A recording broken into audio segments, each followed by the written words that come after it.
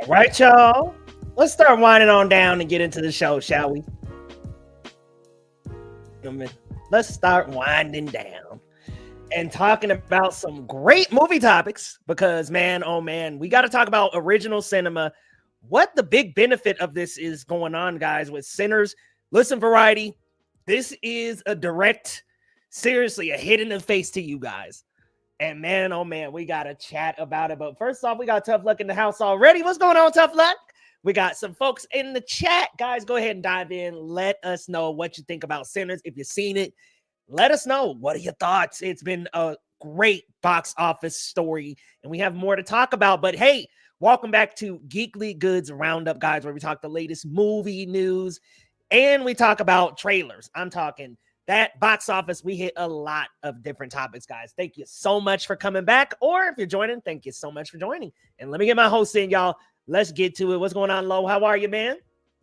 Good evening. I'm doing fantastically. I've been in a very great mood, and I'm just happy to be here. Man, it's good to be back, baby. Good to be back. You look good, how you doing, brother? Your Nuggets are doing well. The big game winner. Bet one of the craziest game winners I've ever seen in my life. Period. Like so AG, good. Man, right place, right time. Right place, right time, bro. AG, a legend, baby. Mr. Nugget. But y'all, let's get our other co-hosts in here. What's going on? Elay, how are you? I'm doing great on this fine Sunday. Just got back from a shopping trip, so the fits are gonna hit this week. All right. Hey, I know how that goes. When the fits be hitting, the fits be hitting. You know, when your mom takes you to get new clothes and you just gotta, you gotta strut them at school. That's me at work. That's me at work this week. Yes. That's how you have to be, right? You gotta wear it with honestly confidence. It's been a while. And I was like, you know what? I need fresh, something fresh. So I'm feeling fresh. Feeling fresh. You look wonderful, Eli. Thank you. Thank you very much. And I had a wonderful week at the movies, let me tell you. Oh. Well, let's talk about weeks at the movies, guys, because, wow, we're getting into the box office pulse, guys. Starting off talking with the box office stories, latest things we have to say. Sinners, holy crap, continues to slay at number one with a dominant 48 million this weekend and a 6% drop, which is one of the lowest drops in modern movie history. I mean, it is a feat, a phenom. And Variety came out with a post last week, you guys, just for a little context.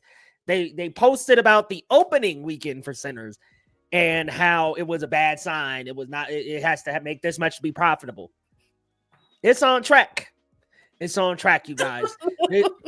We'll talk a little bit more in detail, but also another story to tell.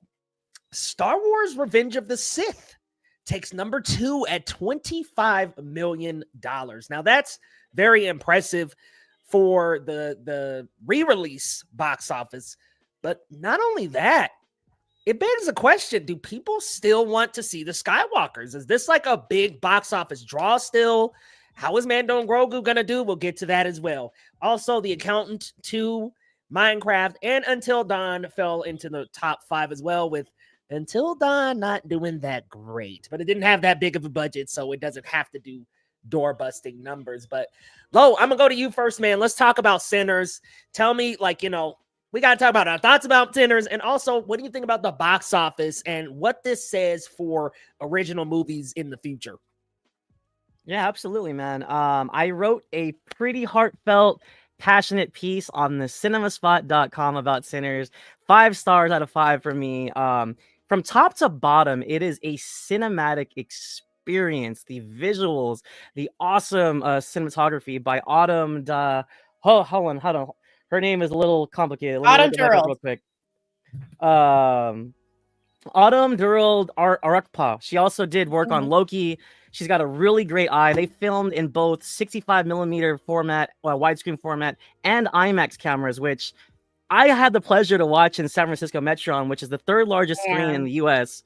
And I got the full, it was an 80-foot screen, guys. So I got the full IMAX when it went to the proper IMAX moments, and my jaw dropped. It was just gorgeous. Fantastic cast. Delroy Lindo, of course. Wookmi, what was Wunmi? Wunmi Mosaku. Yeah, she's Mosaku. fantastic. Great. Wunmi Mosaku. The new guy, Miles Canton making his debut. Canton? Yep. Yeah. I'm so bad with the names right now. good. And of course, Academy Award winning composer Ludwig Göransson, just like gorgeous, intense, beautiful score with his guitar work and building up the moments at the right times, especially when the intensity of the film picks up. It's just a beautiful cinematic experience. And if you haven't seen it yet, what are you doing? Go watch Sinners. Watch it on the biggest screen possible. Biggest screen possible, man. Lo, like I said, I'm so jealous, bro. Like, that sounds like such a beautiful experience to be able to watch it on that big IMAX screen. Man, it's beautiful in IMAX. This just touches every corner of the screen and it's beautifully shot. The cinematography is wonderfully composed. It just takes you on a journey the entire movie. Like, you're visually in this thing.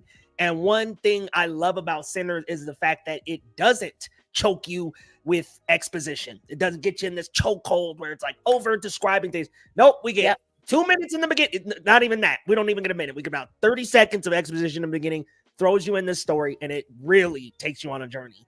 In my piece, Leo, I actually mentioned that because Ryan Coogler, one of the things he really does well as a director, he shows and doesn't tell. I was going to say the same thing. He is a visual 100%. No, I really love, and we were talking about this right before we went live. Like you guys are saying, he's such a visual storyteller. He shows and he doesn't tell.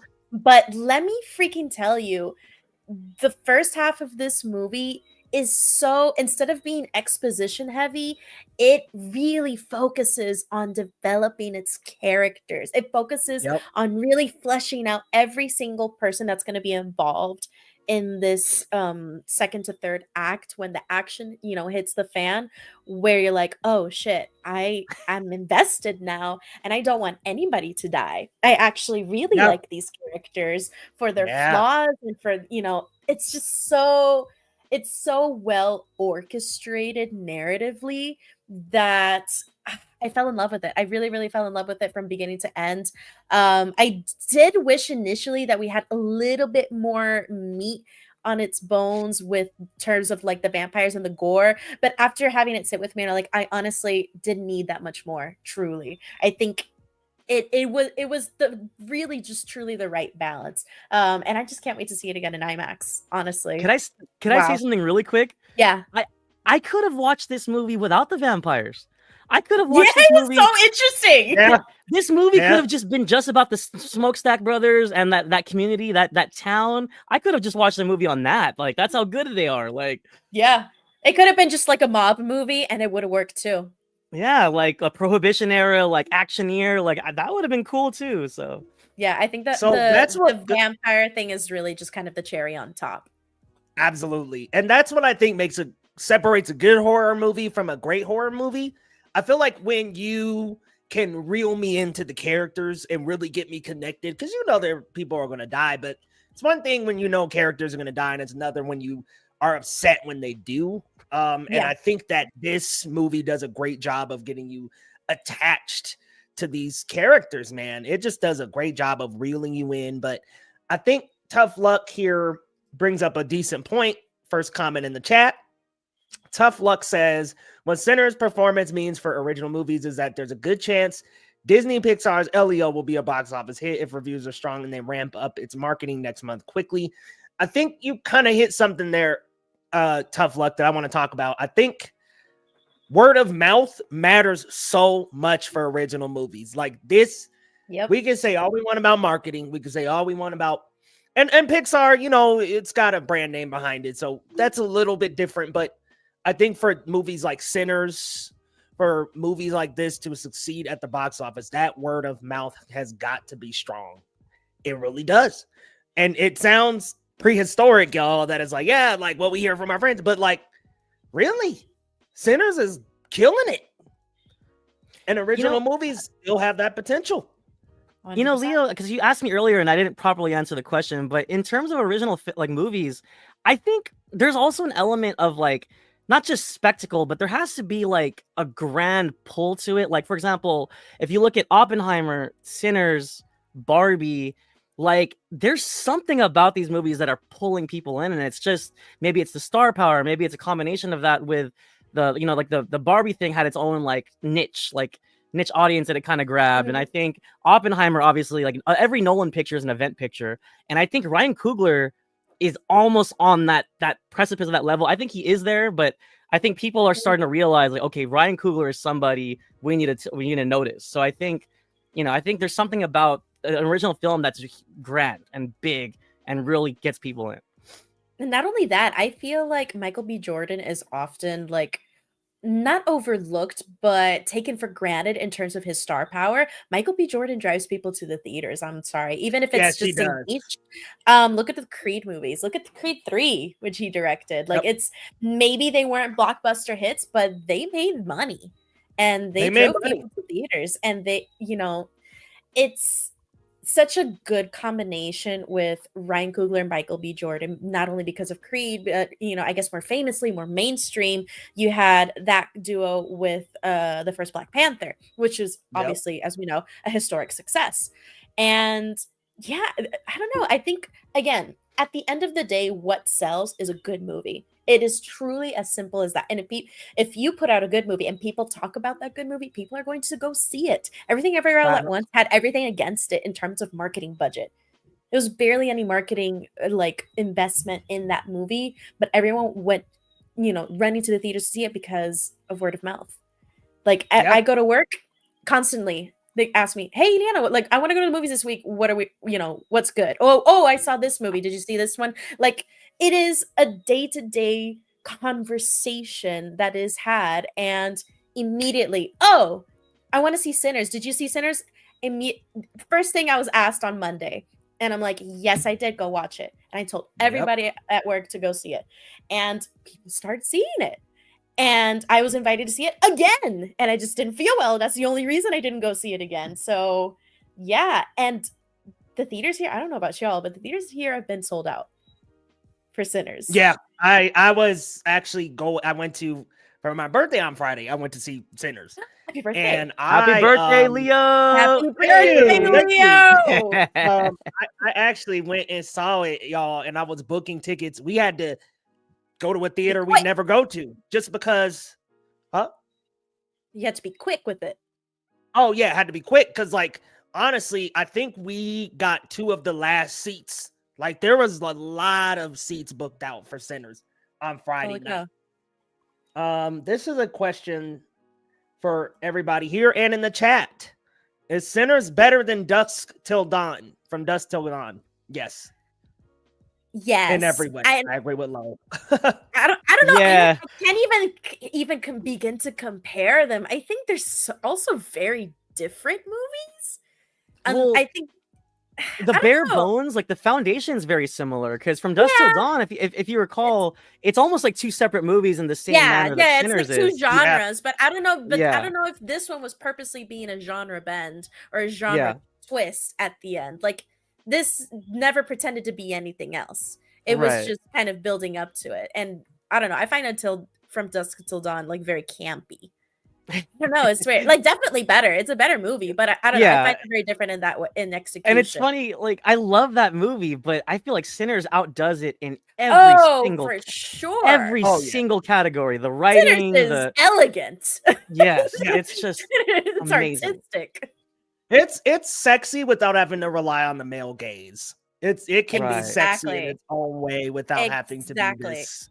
Hey, this woman. It's not objectifying. It's not objectifying women in any moment in this movie. Women are still, sexually liberated in this movie. What a movie! Let me tell you.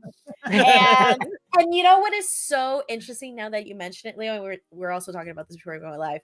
Pretty much the last 6 films. I have all the tabs here. I just did my research. The last 6 films that since Fruitvale Station, Ryan Coogler has been working with women as his cinematographers. And this is a slight spoiler for Sinners, but not really. Let's say the more sexually explicit scenes, or when they speak about something sexually explicit, it's almost like always 90% of the time about a woman's pleasure. and about giving a woman her pleasure. And I'm like, oh, this is very different. This is we're diverting from, exclusively the male gaze. And it meshes so well with the story and the tone of the movie. There's so much That's to hot. dig in here. Woo! It is very hot. Yes, It's ma'am. fitted so I like that it's sexy without being like cringe about it. It's got that sexy bacon grease. Mm. Oh no, I can't. Zoom I on mean, the picture. Hannah Waddingham and Fall Guy, man, that has been her impact to this day. But yeah, I Wow, just man. can't recommend it enough. I think Sinners, there's so much to like bite into. You know Part of the what's fun. you know what's underrated as well is Mhm. like Ryan Coogler's sense of humor. Yeah. Like there's some really funny moments in this film, but it doesn't take away from the Hilarious. experience. It just enriches it. It's not like distracting. Like the humor is just so Mhm. on point. Like that part where Delroy Lindo's character was like, "Oh, he found the button." Yep. like, Yeah. like just really subtle lines, and I was dying. I was like, Really, it's so I love that it allows itself to be raunchy, but in like just the right amount. Again, lending itself to the Or like- to the drama, to the story, for, like or like how. One Me's character was like, "Why can't you walk your big ass up in here? Why you need an invitation for?" Yep. Oh, it was great. Yeah. It was great. I like the use of logic too. Like they feel so human. Yeah, and yeah. They're already like you believe it. It's like, yes, I'm going to be defensive about this. Yes, I'm not going to just, be this silly dumb character that just because they're dumb is what propels the story forward. Like that's why it's so challenging for the antagonist to get into the house. But wow, that's such a good way to build tension too.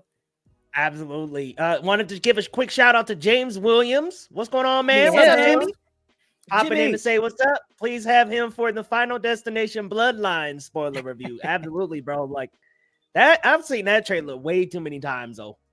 I'm not gonna front. I'm like, ooh, I've been seeing that Final Destination Bloodline trailer everywhere I look. They're YouTube, pushing it, bro. They're the marketing. I was like, Marketing. But okay, we're gonna shuffle real quick into Star Wars: Revenge of the Sith, and let's really quick. I wanted to bring up some numbers here because I thought this was an interesting angle as well. Let's see here. So it's made $25,200,000 in 1 week. Huge. Yeah. Let me ask you guys: can Star Wars movie wise? We're not talking about Andor, which has been phenomenal. I've heard, by the way, season 2. I want to talk specifically about Star Wars on the big screen. Do they need the Skywalkers? Is this a thing where it's like we gotta tread lightly, or else? Oh, the last. Yep. Sorry. Censored. Disney, George Lucas cut the cord. He was like, you better stop talking. Cutting the cord. He cut the power. Absolutely If not. you Not on don't this talk program. positive only.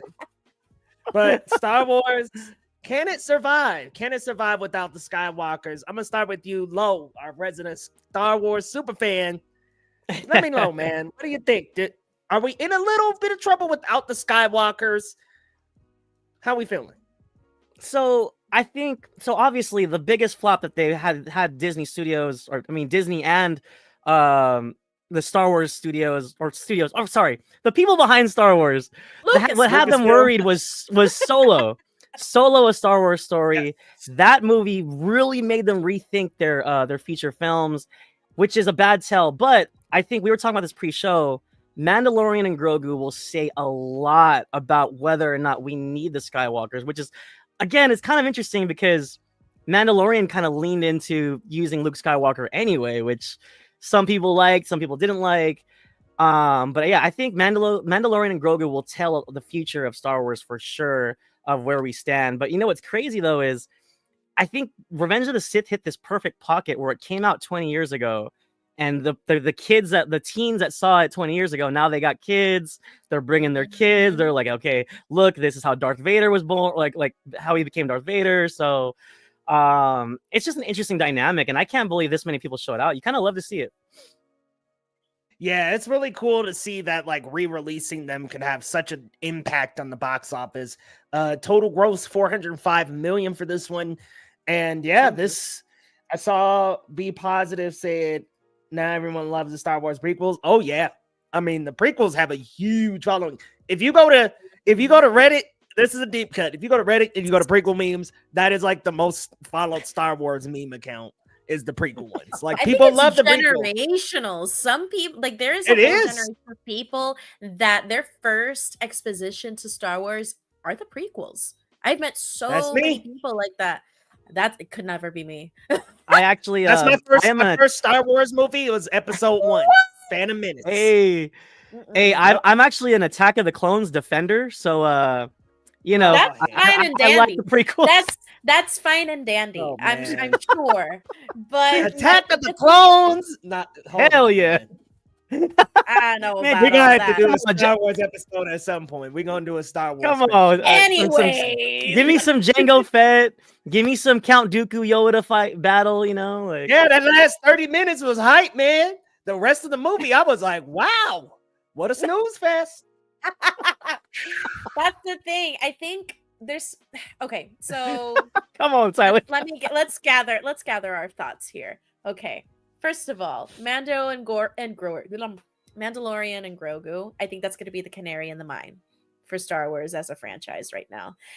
I, for one, but still truly believe we don't need to depend on the Skywalkers to propel the story. I think we just need a new, like, I guess a new family or a new name to latch on to if we want to keep exploring this universe. But I know that's very difficult for this fandom to process. However, we'll see how it goes. I don't think this re-release being so successful is an indicator that they need to make more Skywalker stories. I think genuinely people just like rewatching movies in the theaters. And I'll tell you why. In particular here, when I was, again, word of mouth being, oh, I want to see Sinners, but I have to see Revenge of the Sith.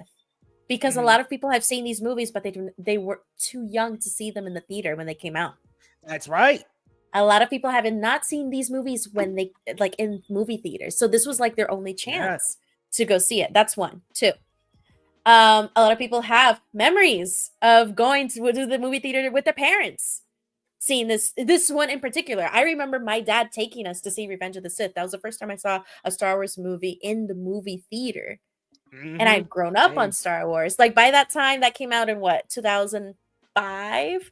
I was 7 years old. I had already seen and rewatched the original trilogy a million times because we had it on DVD. So we were really, really like hardcore fans. And I think it's truly the nostalgia factor here.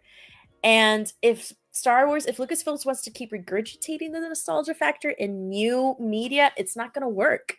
We saw the reaction with Rise of Skywalker. It was not good. People don't want more Skywalker. They just want to feel young again. That damn Rise of Skywalker was... It was bad. It was really bad. And it was literally the word Skywalker is in the title. So I don't think that's what people want. People just want a good movie. People just want a movie that maybe it's not perfect, but there's a good story, there's heart, there's good character development. Because as much critique as the prequels get, people like Anakin Skywalker as a character. Yeah. Not necessarily because he's a Skywalker, but because he's interesting. What's going on, Zach? Guy. Welcome. What's up, man? Good to see you in the chat, brother.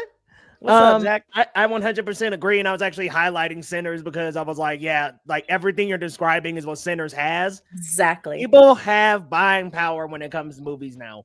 Back in the day, it was like, yeah, you got to see it in the movie theater, or else, yeah, we got Netflix now, we got plenty VOD. But people don't have to go to the theater; they just don't. Yep. So you got to give them a good story. People can afford to be picky now. Hell, everybody's picky now. People are being for sure, and especially with and we talked about this before on the show, how expensive it is to go to the movie theater. Hell yeah. You know how much it cost for me and my fiance to go to a movie date night. We went to a $60. dine-in. 84. Oh my God, man. But we had dinner. Wait, hold up. What did y'all buy? I had a mojito. Okay. I had a chicken sandwich. He had chicken tenders. We went to the VIP theater and we had power reclining chairs. A mojito. Okay, it was a luxury experience, but it was $84. And you know what we watched? You know what we watched, Lo? Minecraft. Nice. Yeah. I had a blast. Okay. From our resident Minecraft fan, you approve? I do. Okay. I feel like it could have been crazier. It was actually too safe. Speaking of Minecraft, it's still dwindling in the top 5, and it is doing well. Yeah, see those $84 I spent. That's contributed. I'm part of the problem. You're part of it. So I was saying, y'all going of course on the food. I was hungry. I don't know about that theater nuggets. I don't know about theater. Hey, they were good. Dine-in. You know what? It was a dine-in theater. Hello. Dine-in. Dine-ins are an exception. It's basically our Alamo Draft House. You know, yes. They feed the food. They feed the, you know, for $84 it's not bad. It's not bad. But still, it's, you know, it's expensive. And it's a luxury. It's a premium. It's unfortunate. But speaking of premium, let's talk about the Academy and the rule that it just introduced.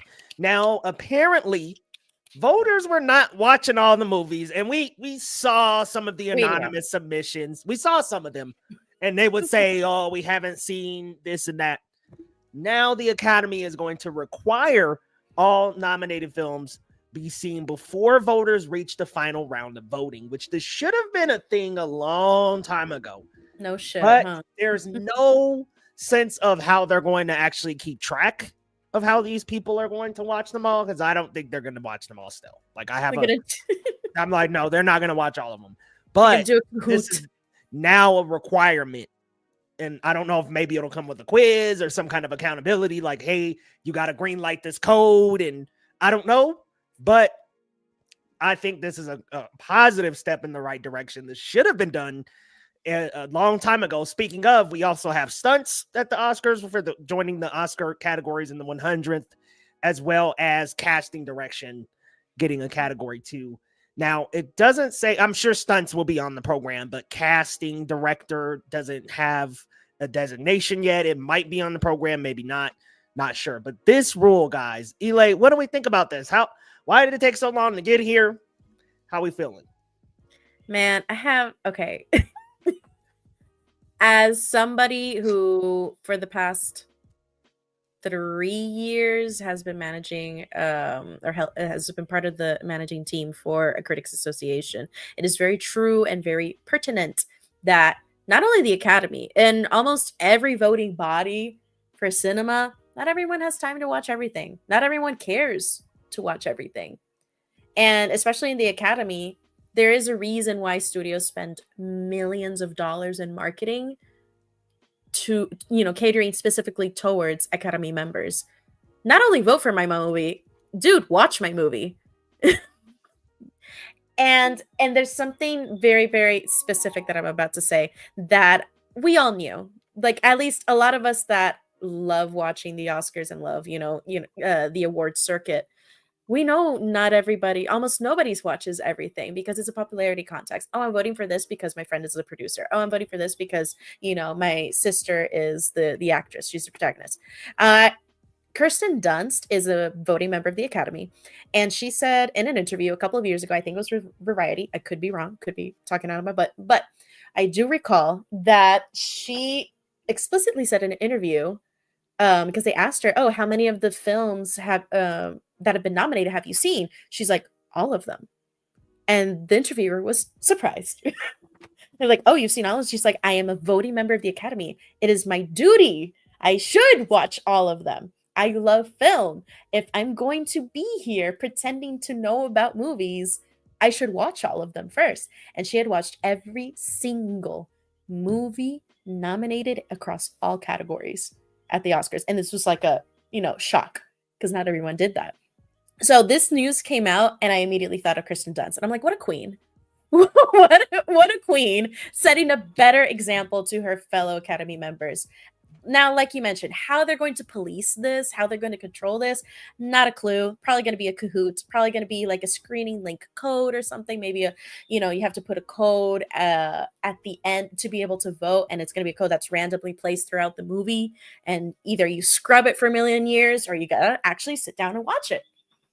I love that. Yeah. Hold them accountable, baby. Hold them accountable, but some people gonna be hitting fast forward and shit. I don't know. Of course, but you know what? At least they're watching it because, and this is me being shady. What I'm about to say, this coming out right after Amelia Perez getting so many nominations is hilarious to me. Amelia Perez. They're like, you know what? Actually, you should watch the movies we nominate because then we're gonna get bullshit like this. So if you have the privilege and the honor to vote for movies in an awards like circuit, you should at least do it the respect of watching it. That's why I don't like talking shit about movies that I haven't seen on here. Good luck locking up that Blu-ray player, Zach. They're gonna be. Well, I'm telling you, man. You know what's interesting, right? Because especially for the security industry, like I've worked for 2 different security companies. We have training that we're required to watch a video, and we can't skip. We can't go to the next screen. So there's something like they could do something along those lines. You know what I mean? Like there are certain I can't name the screening platforms, but when I used to watch a lot more screening platforms that are like specifically made for studios to share private screeners to either critics or just people in the industry, they've gotten pretty secure. Like there's some of them where like you open it and you could pause the movie, but you can't leave. Like if you try to leave the screen, like the movie's gonna lock. Like it's you gotta commit. So there are certain like cybersecurity measures that they can make. I mean, take for example especially since COVID, a lot of film festivals, it was a big learning curve for how to keep their festival lineup from getting leaked, especially with digital access. But you know what? Even without digital access, people are going to leak stuff. As we saw with, what was it? Was it Toronto or South by Southwest? I think it was South by Southwest. It was Sundance. Oh my God. That one scene that leaked. Yeah. Like, damn, man. At the theater. I have seen people I think this was at Toronto. I've seen people take their phone and turn on the recording, like the voice recording thing, and they will record the movie. At least the audio. What's wrong with you? Bro. I've seen that in front of me. And I'm like, that. So no matter what security measure you want to implement, somebody's always going to try to outsmart it. But at the very least, we can mitigate it. You can definitely mitigate it. And for something as simple as watch this damn movie. So this is an interesting question from Be Positive. Have you ever read a movie review and felt like it completely missed the point of a film you love? I think I probably have before, but I think now the way I look at it is it's just that person's interpretation of the material. Sometimes it's a very big learning opportunity to pick up on some things that maybe you didn't see before. But I feel it, man. There's been some reviews where you'd be like, damn, I definitely didn't think that. Mm-hmm. Yeah, I think it's just also not be super defensive about things that you love, because just because you love them doesn't mean that everybody else is going to. Mm-hmm. It is fun, like you can jest about it, but I don't know. It's you can read other people's points of views, and unless they're like being really bigoted or something, or just really cruel about it, or maybe you're like, oh, this person really just the whole point of it went over their heads. Like you can kind of try make that critique, but oh, interesting. No, Gal Gadot is not making. I don't think so. I don't think she's gonna make any more movies. I don't know about that part, but I do know that she is definitely not making that Cleopatra. Lo, let us know what you think about this, man. I mean, it feels like it's a long time coming. Man, Leo, this what was it? 97th Academy Awards this year, 98th, whatever. We've had 100 years of cinema, and the damn Academy Awards is not the voters aren't watching all the movies. Like how has this not been a thing already? Like Eli said, it should be their duty. Right. And it almost like it's like the previous Oscars almost lack credibility almost. Like, sure, some of the best pictures have Exactly. won, like appropriately, like some of the best pictures of the past, but it really makes you wonder, like, damn, the Oscars are kind of sketch now. Like, I mean, maybe it's all biased. Maybe people are just voting for their friends. Maybe people are voting for a director that they're close with, you know? Like, it's just Mhm.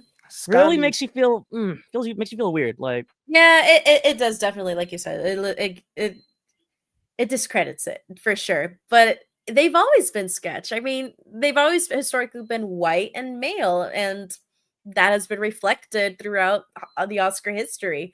And it's just in recent years where they had, this whole thing where they were diversifying the Academy itself and the voting members, but there's still a lot of work to do for sure. A lot of work. and also real quick, just to kind of like tie it up, Mhm. like it is a step in the right direction though. It's just weird that it just took so long, especially with not just this but the stunts too. Like, Yeah, it took there's a way too long. lot of decisions coming out just back to Yeah. back, which is Yeah. very interesting to see. But you know what? At the end of the day, the Oscars every year loses viewership. Yeah, and it's getting the problem is it's just not attracting newer audiences that well. It's and it needs to be on a streaming service permanently. Like, this has to have a Mhm. permanent home on a streaming Mhm. service. No more bullshitting on the cable. Yep. Cut the cord. Everybody else is.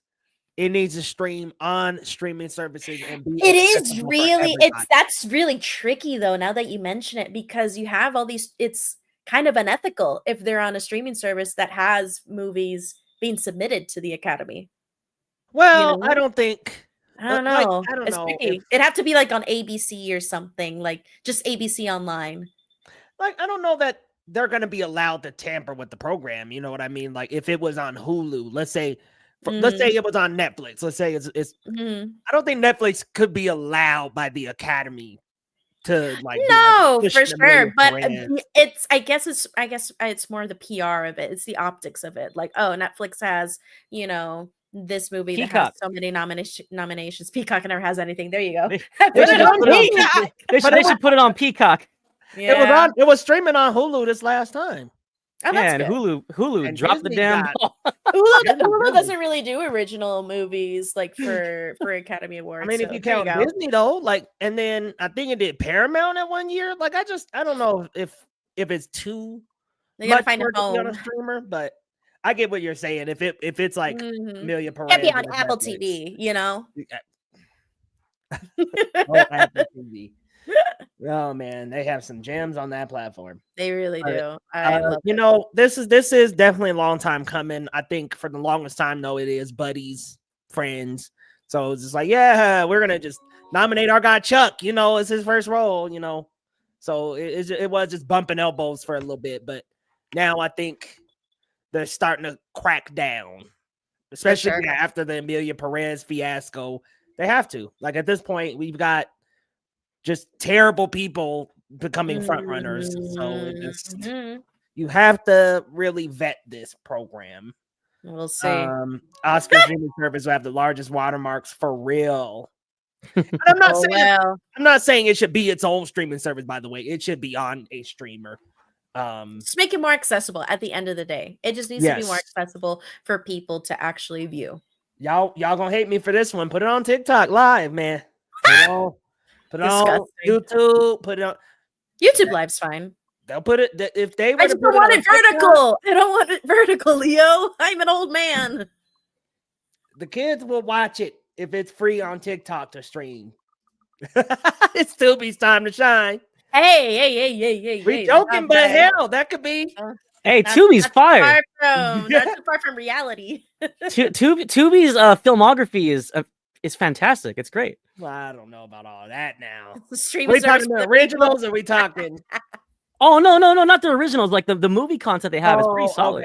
Okay. I was like, the originals, bruh, are a sight to see. That's all I Yeah, gotta say. I know what you're talking about. It's The like low- it's like the low Amazon budgets. Prime. Prime Video has been described to me by a colleague as the Marshalls of streaming services, and I will never forget that. That's so That's funny. effing funny to me. Tough Luck is really pushing for Elio. I hope for your sake. I it love does that. well. I love that. For I you, really Tough hope Luck. it does well.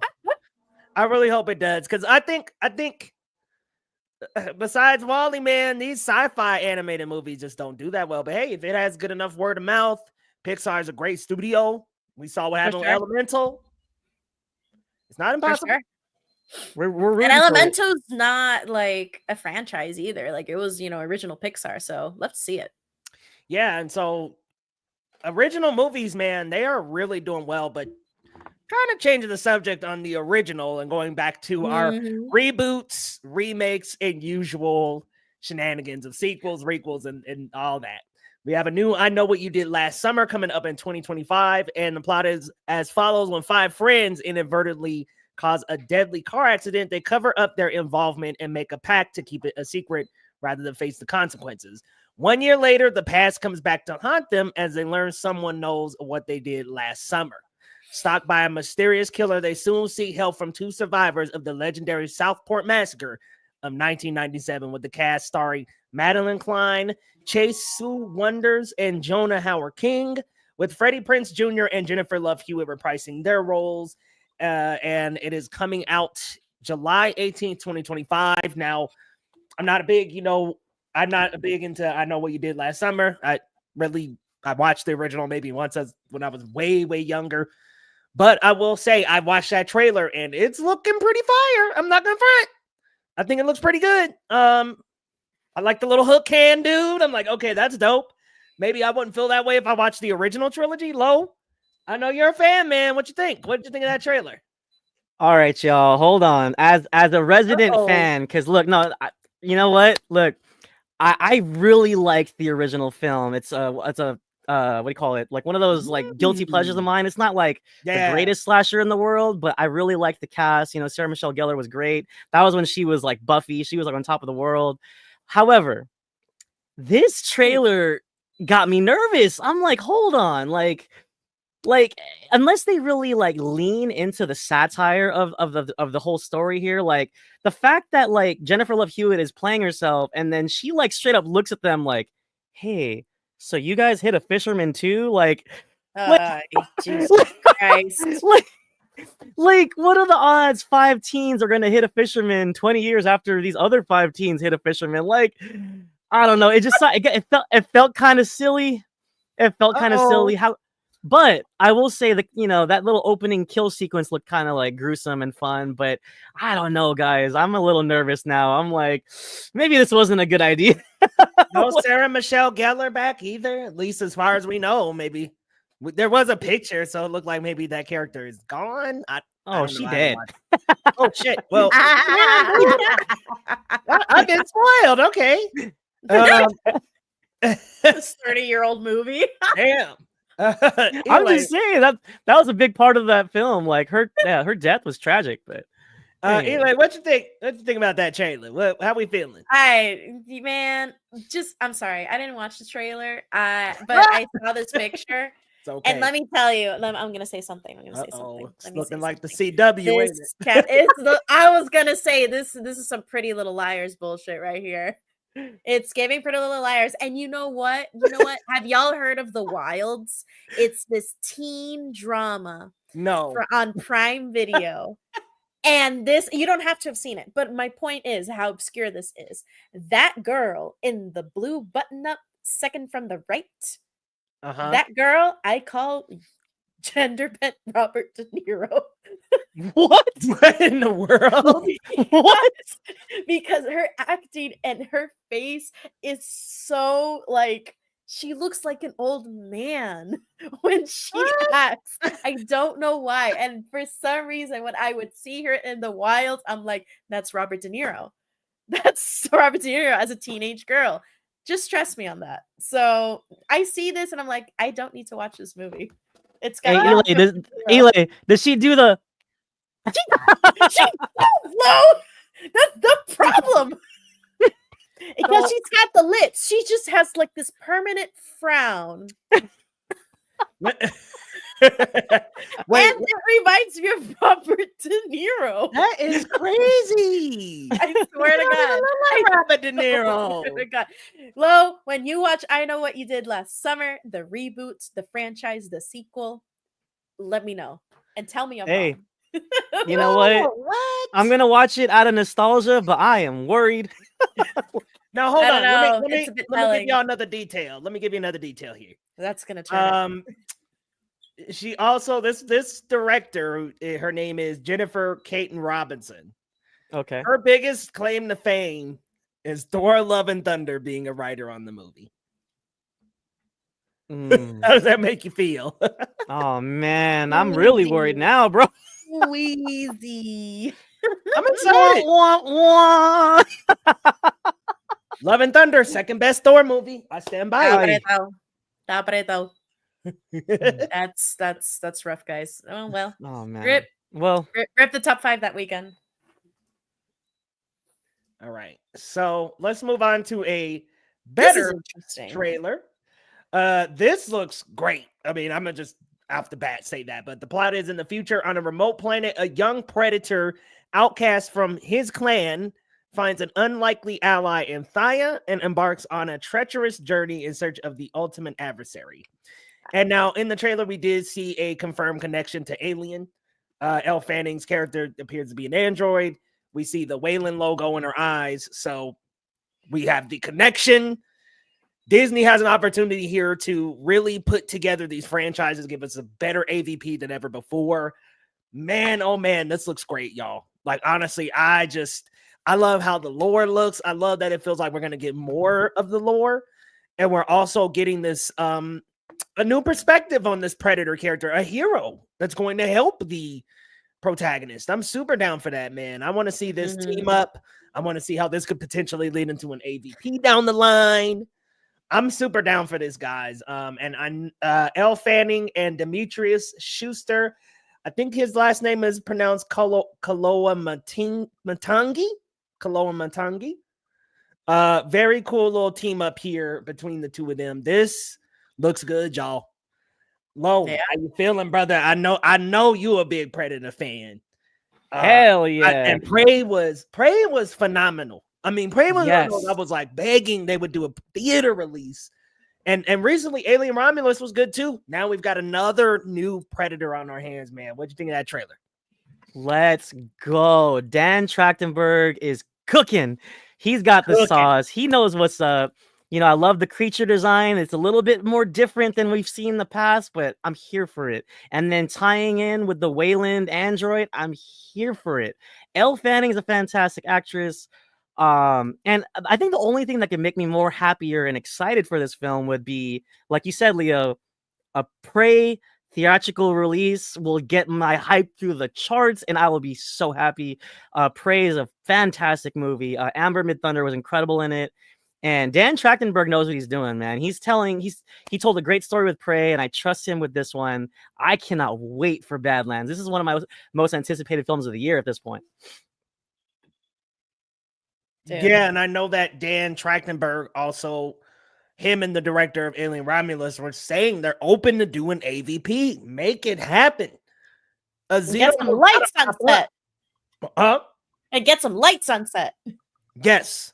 This has gotta happen, man. I mean, this design of the Predator. I don't know why on Twitter, I guess people were like not liking it. I don't know. I like the design. I think the design is cool. But these fandoms, man, people like the dreads aren't on the sides of his face. Like who cares, man? I think he looks dope. And I'd like the outcast angle. I always like the T2 switch. I love it. That's one of my favorite tropes. Villain to hero. Yeah, like kind of switch like villain to hero. Yeah, yep. Hell yeah. Megan 2.0 is gonna do it. It's a buddy road trip. Okay, yes. That's what it is. I love unlikely friendships, and that's interesting. Alien Earth is also coming out, so yep. I hope it's well lit too. It looked a little dark. I'm not gonna lie. You are by AVP Requiem. I really am. I truly am, and it doesn't help that I saw it when it came out and it was pirated. But Alien Earth showrunner is Noah Hawley. You got to have faith, man. Noah Hawley did Fargo. Let's see. Yeah, I'll give it a break. I'm giving it a break. But this looks really good. I want to show viewers, just in case they've never seen the Alien Requiem. Oh my god, yeah. This is a different generation. This is not joking, girl. guys. Even the Google image search. the whole You just cannot see a goddamn thing in the entire movie. This is the movie, y'all. When I was little, that's what I thought the Harry Potter movies started looking like. And then I saw that movie and I was like, wait, no, they could always. I can't believe Requiem was greenlit, guys. Like, how the hell did that get in the theaters? It was just green. Green, bro. It wasn't lit. They knew it was so bad. They were like, turn the goddamn lights off. Just to shut them off. It's terrible. That's terrible. I said, if you haven't seen the movie, just close your eyes.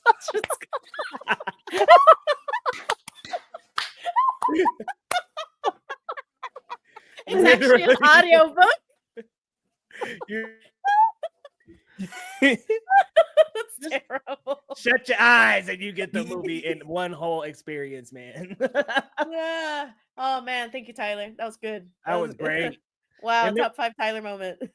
And we've got now Wednesday, season 2, which picks up from season 1. This season, Wednesday must navigate family, friends, and old adversaries, propelling her into another year of delightfully dark and kooky mayhem.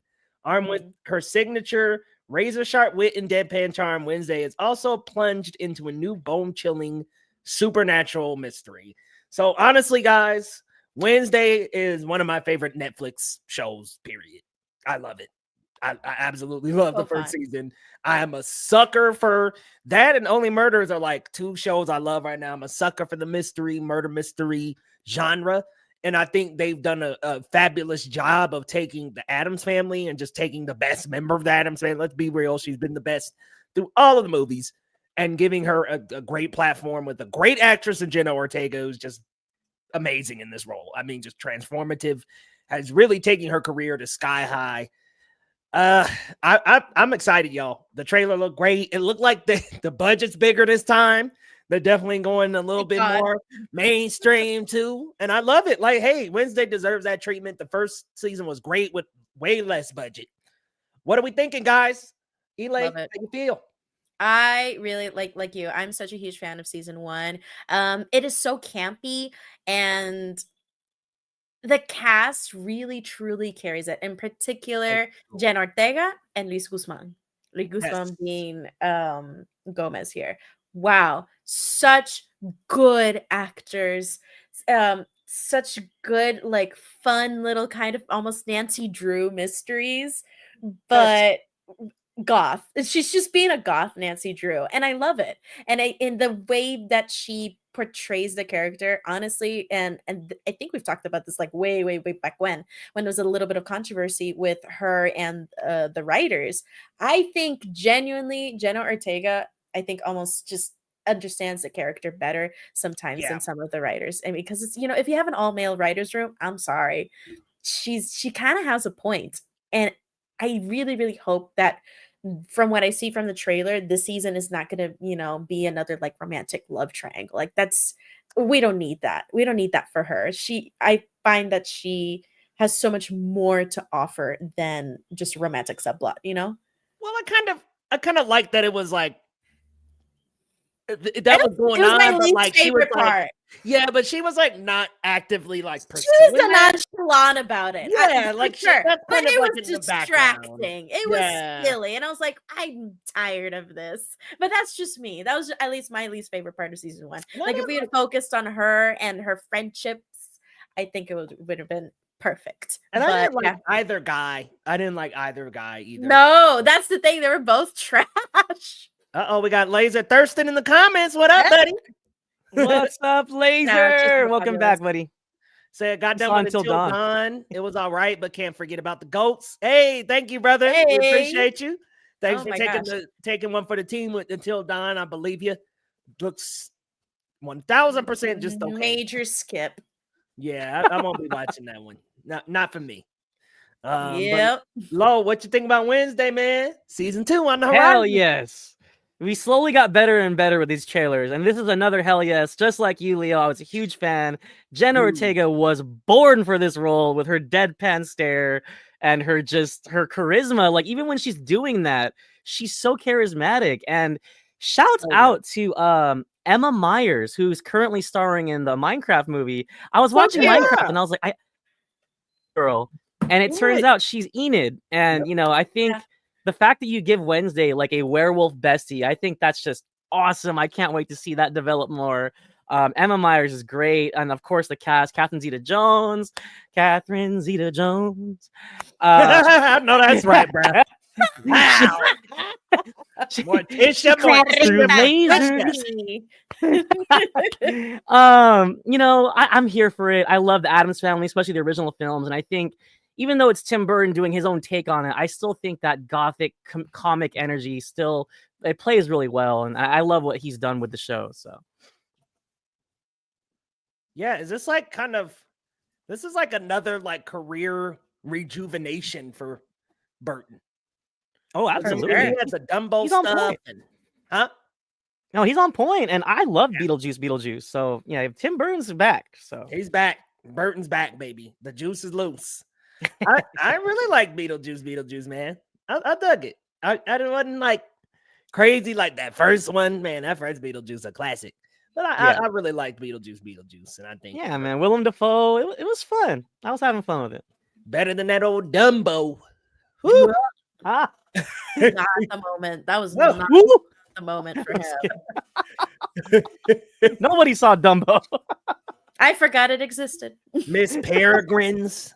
Yeah, that one flopped. Yo, the only good thing that came out of Miss Peregrine's was the song that Florence and the Machine wrote and recorded for that That was movie. good.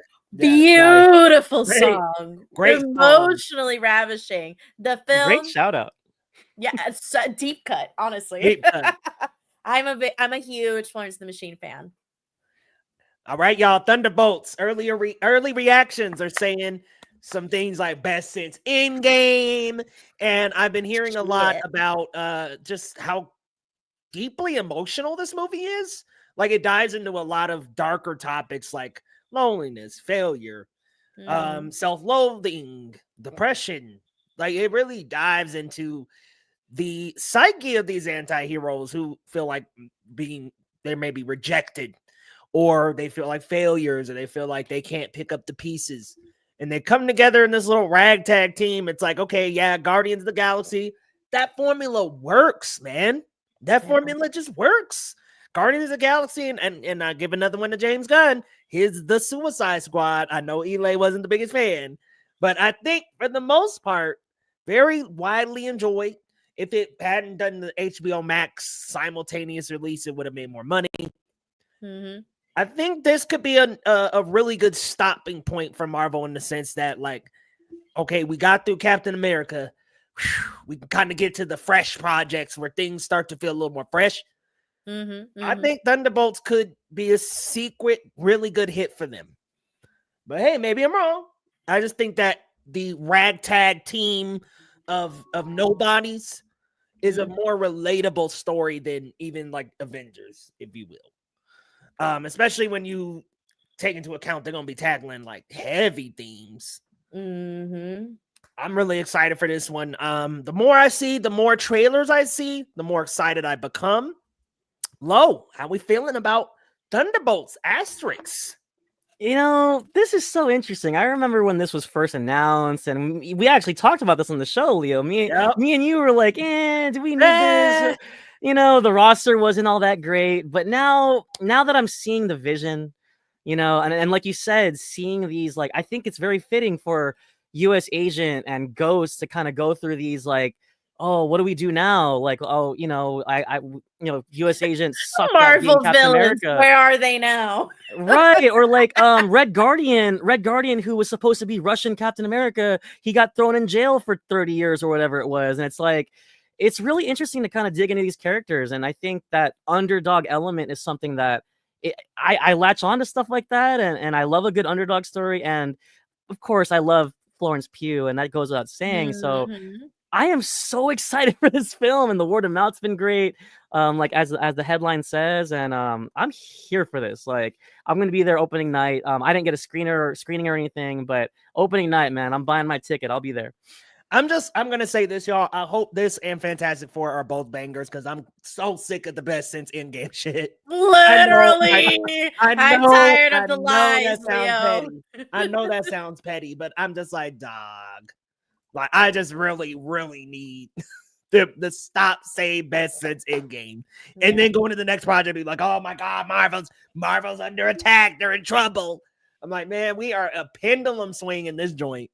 But Eli, what you think? First, great reactions from Thunderbolts. How you feeling about it? I think they might have a undercover hit on their hands, especially since they don't have that much competition. I think they were very smart about this release date being a couple weeks before Mission Impossible, and I think we talked about Lo and I talked about a couple weeks ago when we started getting a little bit more behind the scenes footage to get the marketing going for this and the live actual stunts that they did for this it was giving Mission Impossible. It was giving that kind of, intense stunt spectacular kind of a vibe where if you're not interested in Marvel but you're interested in fun action movies, come watch us. So we're tapping into different little niches here, and and it goes to say with that, quote unquote like A24 style trailers. So they're really being experimental with how they're communicating this one, and I think it's going to work out for them. I'm interested. I'm intrigued. Definitely that first trailer was not good. That first trailer did not hook me. The posters, none of it initially was good, and I think they noticed, and they have really captivated a lot of people's attention. I think one thing that really got me like way more interested was the practical stunt use. Like when they were showing the behind the scenes and throwing Florence Pugh off of a building, and I'm like, you know what? You got me there. Yo, I love that she did it too. She did it. Yes, she really did it. She did it herself, and I'm like, you son of a bitch, I'm in. And she said she was inspired by Tom Cruise. So I'm like, okay, the legend himself has influence on this movie.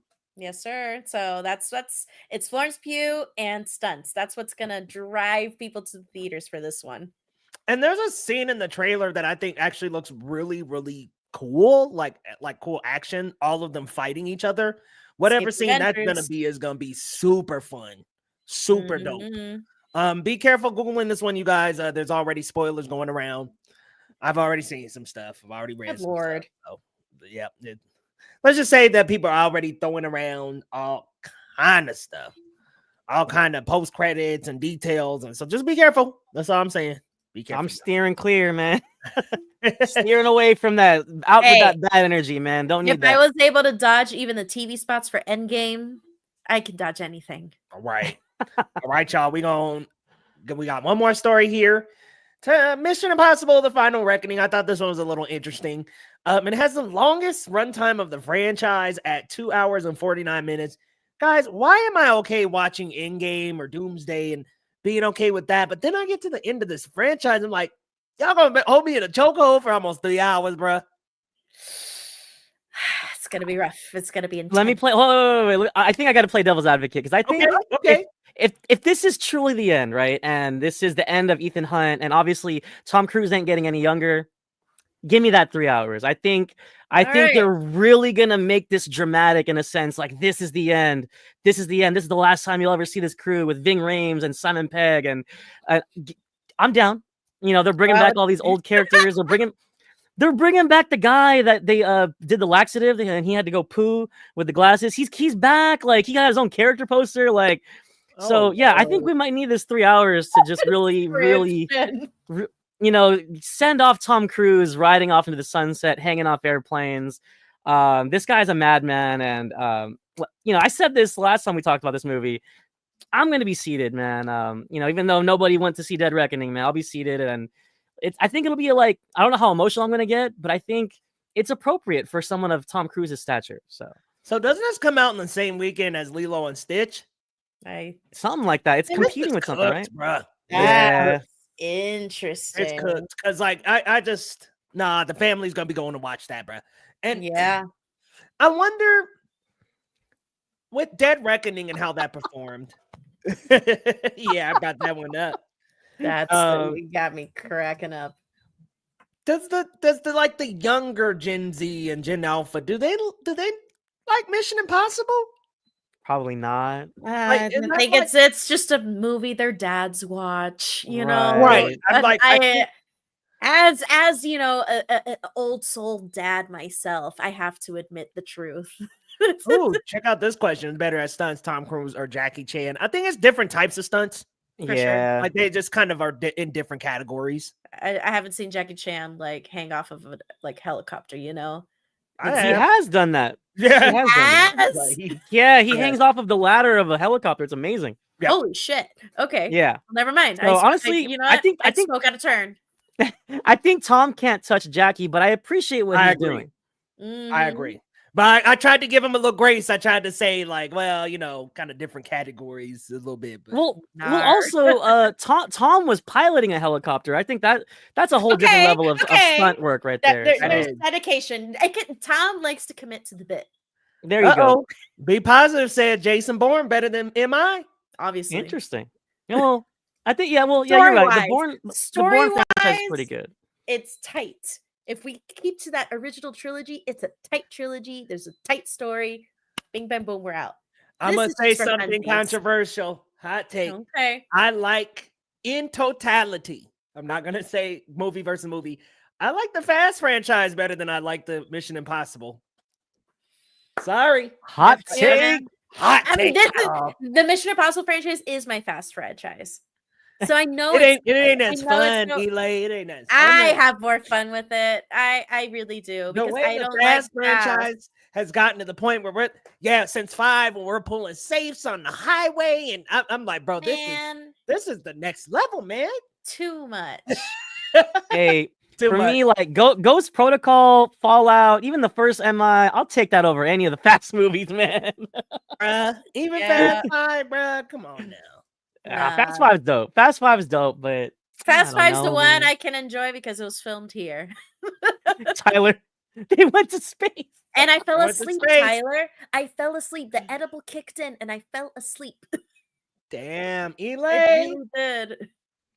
Dang. It's Well, you bad. know, with Mission Impossible, I don't know what it is. I just feel like 3 hours. That's a lot to ask. And I just wonder if, yeah, like the audience, is there gonna be enough people showing up for this 3-hour juggernaut? Elay, are you? I know They're you gonna like Jason have Bourne to. more. So where does like Mission Impossible rank for like your priorities? Are you like, I gotta see it opening weekend, or maybe we can wait a little bit? How we feel? I have been a person, I think I'm just already committed to the bit. I have been a person that has been watching Mission Impossible opening weekend since what was it, Rogue Nation, I want to say, or the one before that. It's been like the past 7-8 years that I've seen the Mission Impossible movies opening weekend. I might as well do it for the last one. And I have little to no interest in Lilo and Stitch, so this is the one for me. This is the one for me. This is the one for me that weekend. I'm gonna enjoy it, whether or not it's particularly good. The runtime is a bit much because it is part 2 of a story that's been kind of running, since the last one, and Right. it kind of hit that halfway mark, and the cliffhanger was okay. Now we're going to get to the thing we were talking about when we started this effing movie. So I'm a little concerned, but you know what? I'm gonna be sad. But that's just me as a fan. Elay, you're standing on business, and I appreciate it. Yeah, I'm Here's a committed. good question. Do they kill off Ethan Hunt in the final reckoning? Do y'all They think? don't have the guts. Yes. If they do, 5 stars. But that's how I feel with John Wick Chapter 4. I think He the best ain't- thing they did I was told you kill him guys off. back then he's not dead. I was like, we did not see a dead body. We saw him lean over, and I'm I like, he's not wish he dead. was. He should have What? died. He should have stayed dead. Well, why are we saying Is that? it true, Leo? I heard 5 is going to be a prequel, so maybe they're still playing into it. The anime thing is a prequel. The anime movie, Oh, that's the prequel. okay. 5 is a sequel, y'all. Wick Let's is back. make it a y'all. Constantine back. crossover. Have him fight through hell. I'm down. I'm down. Keanu, no, and throw in Neo from the Matrix in there. Why not? The Keanu verse. Hey, if Keanu could pull off like Sinners, like a twin split like fight or something like that, that'd be cool. Why Didn't not? think they could blow up James Bond with missiles either, but here we are. It was bad. It Spoiler was alert. So boring. No Time to Die was like, it was like, was nope, I'm gonna be real with you. boring. Ana de Armas and Lashana Lynch part was the best part of the movie. And then I was Literally. like, oh man, I'm bored. That's what I heard. Yeah. I heard the girl, the lady stole the show. They Yep. do. No, Daniel Craig was just huffing and puffing. Truly. Truly. He's tired. He's just tired, him and his 12 abs. We're just, He gotta- they just want to retire. He gotta God go back damn. He to just want to being do blonde. some art house shit. And then he went on to do Queer, which is like one of the best films of the past couple of years. Man, I wish I was that into that one. I love Queer, but I understand people who don't. Facts, be positive. I'm here for ballerina, Yeah, bro. Ballerina does Good. look good. Second I am most very excited anticipated for that movie one. of the year, Ballerina. Gonna be, I think, possibly, if they play their cards right, sleeper hit. Sleeper hit. Absolutely agree. Y'all, we have made it to the end of the roundup. Let's go around the horn and tell the people where they can find you, what you got coming up. Starting with you, Elay. Where can the people find you? Oh my gosh, you can find me at Captain Melendez on Instagram and Letterboxd and also Twitter. And you can also find me and my colleagues over on Puerto Rico Critics Association. We're at PR Critics on Twitter and Instagram. And you can find our podcast on wherever you consume podcasts, the PRCA podcast.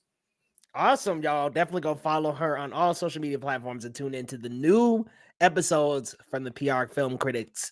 Y'all, let the people know where can they find you and what you got coming up. As always, you can follow me on Twitter and Letterboxd at Marcellus Durden. I'm a proud editor and critic for The Cinema Spot. Follow us on all socials at The Cinema Spot and thecinemasspot.com. We got a lot of great film and TV reviews. We got for Mickey 17. I did one for Freaky Tales, Minecraft movie, The Amateur, Legend of Ochi. And I also just wrote one for Sinners. One of my favorite pieces I've done in a while. You can just see me emote and throw up rainbows about how good Sinners is. Check us out at thecinemasspot.com. Definitely be sure to check him over at thecinemasspot.com, y'all. They got some great reviews coming out. And speaking of reviews, you can find a Thunderbolts review here this week, as well as coverage on Thunderbolts, Fantastic Four, and on Doomsday. We've got some stuff coming out, y'all, and we got to talk about it because, man, oh man, these movies are on the way, and Doomsday is actually going to start filming this week. So definitely be on the lookout for that, guys. And come on back to the channel next week. We do this every Sunday. We talk the latest movie news. So come on back. And if you're new, hit that subscribe button. And we'll see you next time on Geekly Goods.